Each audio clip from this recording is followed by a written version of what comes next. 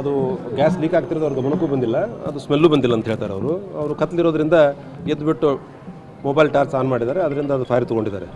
ಕಳೆದ ಒಂದು 6ರಿಂದ 7 ತಿಂಗಳಲ್ಲಿ 4 ಪ್ರತ್ಯೇಕ ಘಟನೆಗಳು ನಡೆದಿರುವಂಥದ್ದು. ಅದರಲ್ಲಿ ಸುಮಾರು 10ಕ್ಕೂ ಹೆಚ್ಚು ಜನ ಮೃತ ಹೊಂದಿರುವಂಥದ್ದು ಮತ್ತು 7-8 ಜನ ಇಂಜುರಿ ಆಗಿರುವಂಥದ್ದು ಭಾಳ ಕಾಸ್ ಆಫ್ ಕನ್ಸರ್ನ್.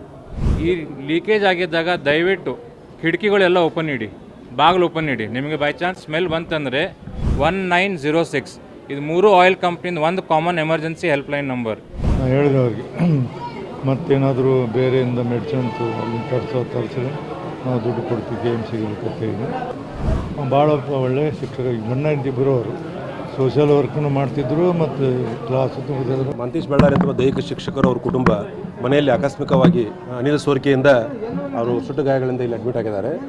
ಅದು ಗ್ಯಾಸ್ ಲೀಕ್ ಆಗ್ತಿರೋದು ಅವ್ರ ಗಮನಕ್ಕೂ ಬಂದಿಲ್ಲ, ಅದು ಸ್ಮೆಲ್ಲು ಬಂದಿಲ್ಲ ಅಂತ ಹೇಳ್ತಾರೆ ಅವರು ಕತ್ಲಿರೋದ್ರಿಂದ ಎದ್ದುಬಿಟ್ಟು ಮೊಬೈಲ್ ಟಾರ್ಚ್ ಆನ್ ಮಾಡಿದ್ದಾರೆ, ಅದರಿಂದ ಅದು ಫೈರ್ ತೊಗೊಂಡಿದ್ದಾರೆ. ಸೊ ಅವ್ರ ಧರ್ಮಪತ್ನಿ ಸಿಲಿಂಡರ್ ಸಮೀಪ ಇರೋದ್ರಿಂದ ಅವಳಿಗೆ ಸ್ವಲ್ಪ ಹೆಚ್ಚು ಗಾಯ ಆಗಿದ್ದಾವೆ. ಅದು ಬಿಡಿಸ್ಲಿಕ್ಕೆ ಹೋಗಿರ್ತಕ್ಕಂಥ ಅವ್ರ ಹಸ್ಬೆಂಡು ಮತ್ತು ಅವರಿಬ್ಬರು ಸಣ್ಣ ಮಕ್ಕಳು, ಅವ್ರಿಗೂ ಸಣ್ಣ ಪುಟ್ಟ ಗಾಯಗಳಾಗಿದ್ದಾವೆ. ಅವಳು ಗಂಗಮ್ಮ ಅನ್ನೋದು ಅವ್ರ ಹೆಂಡತಿ, ಅವಳಿಗೆ ಅರೌಂಡ್ ಮೋರ್ ದೆನ್ 50%, 50%ಗಿಂತ ಜಾಸ್ತಿ ಬರ್ನ್ಸ್ ಇದ್ದಾವೆ, ಅವೆಲ್ಲ ಡೀಪ್ ಬರ್ನ್ಸ್ ಇರ್ತಾವೆ.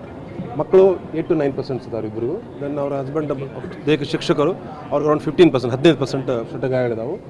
15-8-9 ಹೆಚ್ಚಾನೆಚ್ಚು ಯಾವುದೇ ತೊಂದರೆಗಳಿಂದ ಗುಣಮುಖರಾಗ್ತಾರೆ. ಸ್ವಲ್ಪ 50% ಡಬೋ ಇರೋರು ಯಾವತ್ತೂ ಸ್ವಲ್ಪ ಡೀಪ್ ಬರ್ನ್ಸ್ ಇರ್ತದೆ. ಡೀಪ್ ಬರ್ನ್ಸ್ ಇರೋದ್ರಿಂದ ಅವರು ಸ್ವಲ್ಪ ಕ್ಲೋಸ್ ಅಬ್ಸರ್ವೇಷನಲ್ಲಿಟ್ಟು ತೀವ್ರ ನಿಗಾ ಘಟಕದಲ್ಲಿಟ್ಟು ಹೆಚ್ಚಿನ ಕಾಳಜಿ ಮಾಡಬೇಕಾಗ್ತದೆ. ಮನೆಯಲ್ಲಿ ಇರಲಿಲ್ಲ ಬೆಳಗ್ಗೆಯಿಂದ ಯಾರು ಇವರು ಮನೆಯಲ್ಲಿ ಇರಲಿಲ್ಲ ಮನೆಯಲ್ಲಿ ಇರಲಿಲ್ಲ ಅಂದರೆ ಸಾಯಂಕಾಲ ಲೇಟಾಗಿ ಮನೆಗೆ ಬಂದಾರೆ, ಮನೆಗೆ ಬಂದು ಮಲ್ಕೊಂಡಿದ್ದಾರೆ. ಮಲ್ಕೊಂಡ ಮೇಲೆ ಕತ್ಲಾಗಿದೆ. ಅವಾಗ ಸ್ವಲ್ಪ ಏನೋ ಎದ್ದಿದ್ದಾರೆ ಅವರು. ಎದ್ದು ಆಮೇಲೆ ಅದು ಮೊಬೈಲ್ ಆನ್ ಮಾಡ್ಯಾರ. ಅವ್ರಿಗೆ ಗ್ಯಾಸ್ ಸ್ಮೆಲ್ ಬಂದಿತ್ತು ಅಂತ ಆನ್ ಮಾಡಿಲ್ಲ, ಮೊಬೈಲ್ ಆನ್ ಮಾಡಿದ್ದಾರೆ. ಮೊಬೈಲ್ ಟಾರ್ಚ್ ಆನ್ ಮಾಡಿದ್ದಾರೆ. ಆನ್ ಮಾಡಿದ ತಕ್ಷಣ ಸಡನ್ ಆಗಿ ಫೈರ್ ತೊಗೊಂಡಿದ್ದಾರೆ. ಸೋಲಿ ಲೀಕ್ ಆಗ್ತಿರ್ಬೋದು, ಅವ್ರು ಸ್ಮೆಲ್ಲು ಬಂದಿಲ್ಲ ಅಂತ ಹೇಳ್ತಾರೆ ಅವರು. ಸಾಯಂಕಾಲ 6:30 ಸುಮಾರು ಅವ್ರಿಗೆ ಆಗಿದೆ. 6:30 ಸಾಯಂಕಾಲ 6 ಸುಮಾರು ಆಗಿದೆ. ನಮ್ಮಲ್ಲಿ ಸ್ವಲ್ಪ ಅಲ್ಲಿಂದ ಕರ್ಕೊಂಡ್ಬರೋದು ಅರೌಂಡ್ 8-8:30 ಸುಮಾರು ಇಲ್ಲಿ ಬಂದಿದ್ದಾರೆ. ಬಂದ ತಕ್ಷಣ ನಾವು ಅವ್ರನ್ನ ತೀವ್ರ ನಿಗಾ ಘಟಕದಲ್ಲಿ ಎಲ್ಲರೂ ಸಪ್ರೇಟ್ ಆಗಿಟ್ಟು ಅವರು ನಮ್ಮ ತಜ್ಞ ವೈದ್ಯರಿದ್ದಾರೆ, first surgeons take care of burns unit. Immediately burns ತಜ್ಞರು ಬಂದು ಅವ್ರಿಗೆಲ್ಲ ಅಸೆಸ್ಮೆಂಟ್ ಮಾಡಿ, ಬರ್ನ್ಸ್ ಕ್ಯಾಲ್ಕುಲೇಟ್ ಮಾಡಿ, ಅವ್ರಿಗೆ ಬೇಕಾಗಿರೋಂಥ ಔಷಧಿಗಳೇನಿದೆ ಅನ್ನೋದು ತಾಬಿಟ್ಟು ಇಮಿಡಿಯೇಟಾಗಿ ಸ್ಟಾರ್ಟ್ ಮಾಡಿದ್ದೀವಿ. ಈಗಲೂ ಕೂಡ ಅವ್ರನ್ನ ಐಸೋಲೇಷನ್ ಆಗಿ ಇಟ್ಟಿದ್ದೀವಿ. ಮುಂದಿನ ದಿನಗಳಲ್ಲಿ ಅವ್ರ ರಿಕವರಿನ ನಾವು ನೋಡ್ಬೇಕಷ್ಟೇ. ಘಟನೆ ನಡೆದಿದೆ. ಅದರಲ್ಲಿ ರಾತ್ರಿ ಸುಮಾರು 10ರಿಂದ 10:30 ಸಮಯದಲ್ಲಿ ಶಕ್ತಿ ಕಾಲೋನಿ ಅನ್ನುವಂಥ ಏರಿಯಾದಲ್ಲಿರೋ ಕಾರುಣ್ಯ ಅಪಾರ್ಟ್ಮೆಂಟ್ನ 2ನೇ ಮಹಡಿಯಲ್ಲಿ ವಾಸವಾಗಿದ್ದಂಥ ಮಾಂತೇಶ್ ಅವರ ಕುಟುಂಬ, ಗಂಡ ಹೆಂಡತಿ ಮತ್ತು 2 ಮಕ್ಕಳು ಆ ಮನೇಲಿ ವಾಸ ಮಾಡ್ತಾ ಇರ್ತಾರೆ. ಅಲ್ಲಿ 10-10:30 ಸಮಯದಲ್ಲಿ ಗ್ಯಾಸ್ ಲೀಕ್ ಆಗಿ ಅದರಿಂದ ಫೈರ್ ಕ್ಯಾಚ್ ಆಗಿ 4 ಜನಕ್ಕೆ ಬರ್ನ್ ಇಂಜುರೀಸ್ ಆಗಿದೆ. ಅದರಲ್ಲಿ ಮಾಂತೇಶು, ಆತನ ಮಕ್ಕಳಾದಂಥ ಕಾರುಣ್ಯ ಮತ್ತು ಮನೋರಂಜನ್ ಅವರಿಗೆ ಮೈನರ್ ಇಂಜುರೀಸ್ ಆಗಿದೆ. ಮತ್ತು ಗಂಗಮ್ಮ ಅನ್ನುವಂಥ ಲೇಡಿ ಯಾರಿದ್ದಾರೆ, ವೈಫ್, ಮಾಂತೇಶ್ ಅವ್ರ ವೈಫ್, ಅವರಿಗೆ ಸುಮಾರು 60 to 65% ಬರ್ನ್ ಆಗಿದೆ ಅಂತಂದು ಡಾಕ್ಟ್ರ್ ಹೇಳಿದ್ದಾರೆ. ಕಳೆದ ಒಂದು 6ರಿಂದ 7 ತಿಂಗಳಲ್ಲಿ 4 ಪ್ರತ್ಯೇಕ ಘಟನೆಗಳು ನಡೆದಿರುವಂಥದ್ದು. ಅದರಲ್ಲಿ ಸುಮಾರು 10ಕ್ಕೂ ಹೆಚ್ಚು ಜನ ಮೃತ ಹೊಂದಿರುವಂಥದ್ದು ಮತ್ತು 7-8 ಜನ ಇಂಜುರಿ ಆಗಿರುವಂಥದ್ದು ಭಾಳ ಕಾಸ್ ಆಫ್ ಕನ್ಸರ್ನ್. ಈ ಒಂದು ಘಟನೆ ಏನಾಯಿತು, ನಿನ್ನೆ ಅದರದ್ದು ಕಂಪ್ಲೇಂಟ್ ತೊಗೊಂಡಿದ್ದೀವಿ. ಅವರು ಫೈರ್ ಆಕ್ಸಿಡೆಂಟ್ ಅಂತ ಕೊಟ್ಟಿದ್ದಾರೆ. ಅವರ ಕುಟುಂಬ ಸದಸ್ಯರು ಇನ್ನು ಬೇರೆ ಬೇರೆ ವಿಷಯಗಳಲ್ಲಿ ಸ್ವಲ್ಪ ಅವರಿಗೆ ಅನುಮಾನ ಇದೆ. ಅದೇ ರೀತಿ ನಾನು ಡಾಕ್ಟ್ರಿಗೂ ಕೂಡ ಮಾತಾಡಿದ್ದೀನಿ. ಯಾರು ಸ್ವಲ್ಪ ಹೆಚ್ಚಿಗೆ ಗಾಯ ಆಗಿದೆ, ಗಂಗಮ್ಮ ಅನ್ನೋಂಥವ್ರು ಯಾರಿದ್ದಾರೆ, ಅವ್ರದ್ದು ಕೂಡ ಡಾಕ್ಟರ್ಸ್ ಪ್ರೆಸೆನ್ಸಲ್ಲಿ ಆಕೆ ಹೇಳಿಕೆ ಕೊಡಲಿಕ್ಕೆ ಫಿಟ್ ಇದ್ದಾಳೆ ಅಂತಂದರೆ ಹೇಳಿಕೆಯನ್ನು ತೊಗೊಳ್ಳಲಾಗುತ್ತೆ ಮತ್ತು ತನಿಖೆಯನ್ನು ಮಾಡಲಾಗುತ್ತೆ.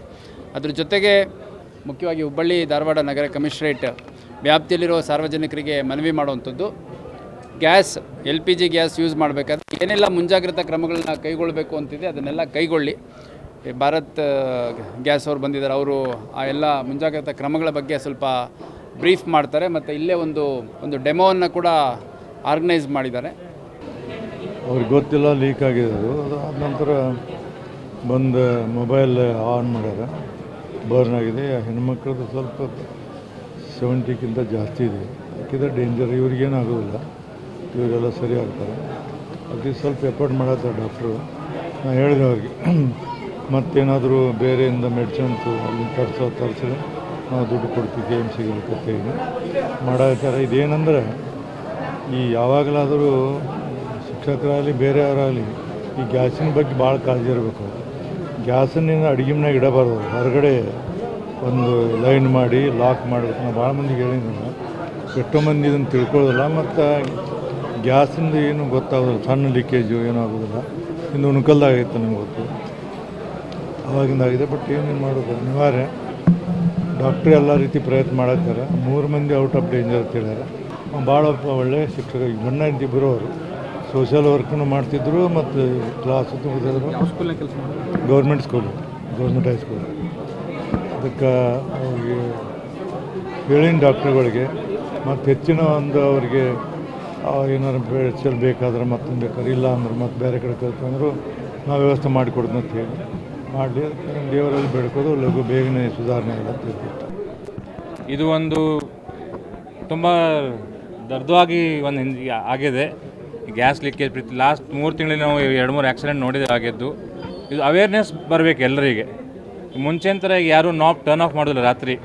ಈಗ ನೋಡಿ, ಇವತ್ತು ಬೆಳಗ್ಗೆದು ನಿನ್ನೆ ಆಗಿದ್ದು ಗ್ಯಾಸ್ ಲೀಕೇಜ್ ಆಗಿದೆ. ಮನೇಲಿ ಎಲ್ಲರೂ ಮಲಗಿರ್ತಾರೆ, ಮಲಗಿದಾಗ ಗೊತ್ತಾಗೋದಿಲ್ಲ, ಹಾಸ್ಕೊಂಡು ಮಲಗಿರ್ತಾರೆ.